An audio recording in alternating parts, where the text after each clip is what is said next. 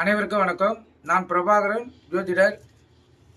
இப்போ நான் என்ன சொல்ல போகிறேன்னா, இந்த திருமணம் தாமதமாக நடக்கக்கூடிய அமைப்புகளை சொல்கிறேன், கருத்தில் கொள்ளுங்க. ஒருவருக்கு லான் போட்டிருக்க லக்கணம், அங்கிருந்து 7ஆம் இடம். அந்த 7ஆம் அதிபதி நீசம் பெற்றாலோ 7 குடியுடன் 8இல் மறைந்து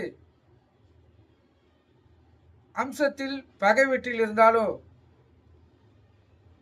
அதே அம்சம்னா ராசி கட்டம், ராசி கட்ட அடுத்தது அம்ச கட்டம் வரும். அந்த அம்சத்தில் அந்த 7 குடியவர் அந்த லக்கணத்துக்கு பகை வீட்டில் இருந்தாலோ, குடும்பதாதிபதினா லான் போன்ற லக்கணம், அங்கிருந்து 2ஆம் இடம். அந்த அதிபதி தான் குடும்ப பாதகாதிபதி. இவர் 2ஆம் இடத்து அதிபதி 8, 12 குடியுடன் சேர்ந்து 12இல் இருந்தாலோ, சுக்கிரனுடன்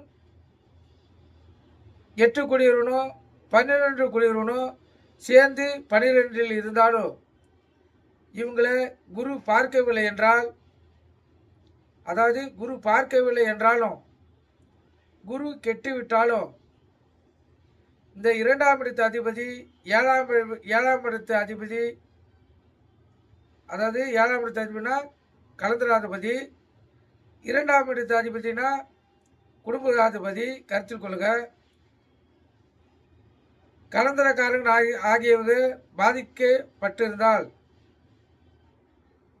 இல்லை இவங்க பாவ கிரகங்களில் சாரம் பெற்றிருந்தாலும், பாவ கிரகங்களோடு சேர்ந்திருந்தாலும் இவங்களுக்கு திருமணம் நடப்பது தடைப்படும், கருத்தில் கொள்ளுங்க.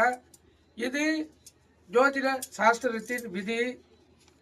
திருமணம் நடக்காததுக்கு தாமதம் ஆகிறதுக்கும் இந்த அமைப்புகள் இருந்துச்சுன்னா கண்டிப்பாக பாதிப்பை ஏற்படுத்தும். நீங்கள் கருத்தில் கொண்டு பயன்படுங்க. நன்றி, வணக்கம்.